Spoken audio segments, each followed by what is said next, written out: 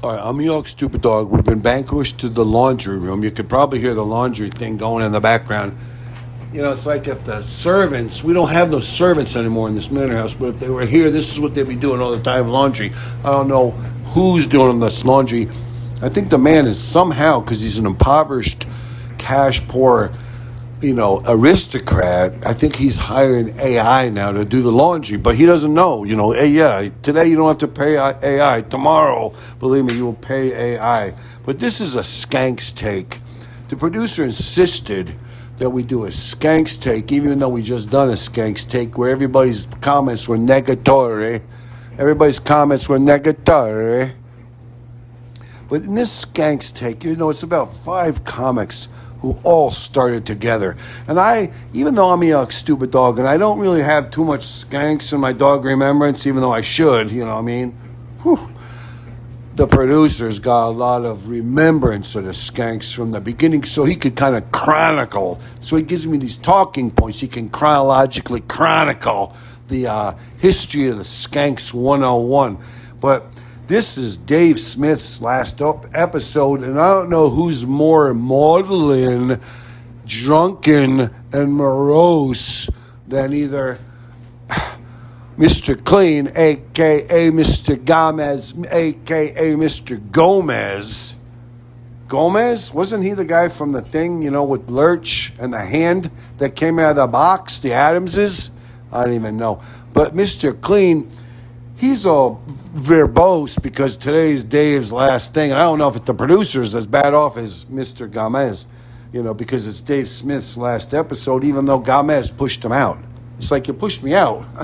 I mean, Gomez, he's a ruthless, Stalinistic kind of character.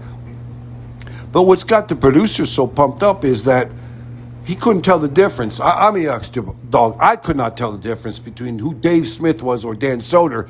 But it turns out the producer was so pumped up because Dan Soder did a guest spot on this skanks take to say, arrivederci to Dave. Dan was there, and also Nate was there. And this whole thing between Gomez and Nate is a little, you know what I'm saying? A little funny.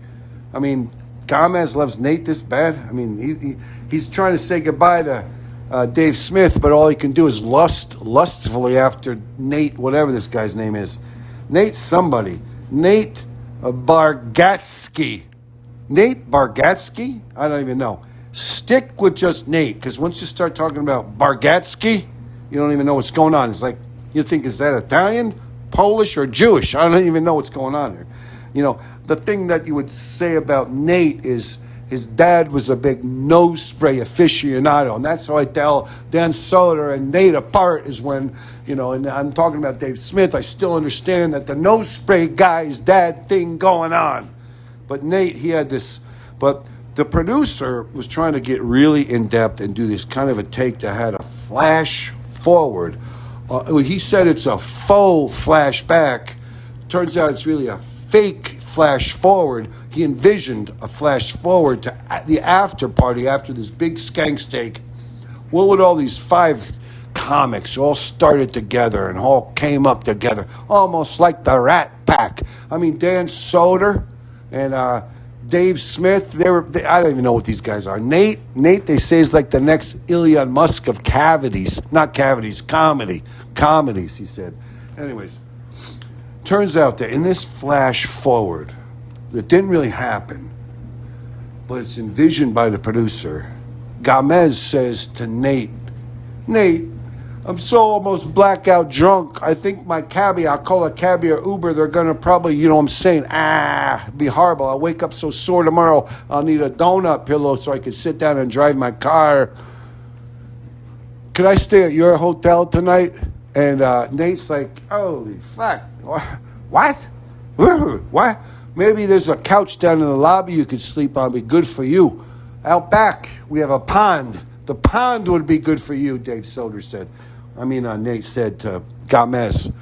And Lewis was like, but I love you, Nate. I want to buddy up with you. And now, Dave Smith is leaving. I'm like, Gomez, why don't you say to Dave, hey, Dave, can we party out one last day? Can we go get some Coke and some hookers or something? You know what I mean? Some thick steaks from down at O'Reilly's Pub on 67th Street.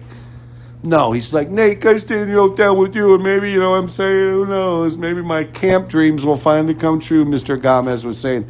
He was like, Gomez was searching his pockets to make sure he had his backup, Viagra in his pocket.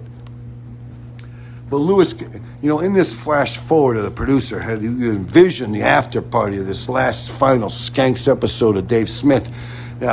Lewis would be blackout drunk and say, hey, can I please stay with you, Nate? And Nate would be like, Lewis, you can always stay with me, big guy. Even though, like, by saying it like that way, like, not saying, hey, yeah, we'll get some pizza, we'll raid the mini bar. He's like, yeah, buddy, you got it. You can always stay with me over here, chum. Lewis would be, I can't believe Dave is gone. And I think he thinks Nate's his best friend, but I think he was trying to cry at the end of the first time they stuck the knife in Dave's back and twisted it. Now he's trying to say, Nate, Dave, you were my best friend, even though he's looking at Nate going, Nate, can I come to your house? Anyways, Lewis switches gears and he starts going wild over Nate's economic input. And that's why he kisses Nate's ass so bad, because the truth is that maybe Dave Smith is Lewis's best friend, but Nate Bargatsky, he's Lewis's favorite guy because he's Lewis's favorite skank because he's the most rich skank. You know what I'm saying? Lewis is picking the guy who's rich. Lewis likes him because he's the rich guy. So, he's like, I want to hang with Nate because Nate is like so successful, but deep down Nate is like, I've lost interest, Lewis. I left long ago. Poor Dave over here, they're all gone. Dave, so I don't even know who they are. I have no idea. All I want to know is I hope the producer appreciates how closely we stuck to the script, because it was a real big craw in the dad of the producer, a big stone in his shoe, a burr in his saddle. It was a rafter in his eye that we weren't staying close enough to that dialogue. I called them talking points, but maybe it was dialogue the whole time. Almiok, stupid dog, don't worry about it.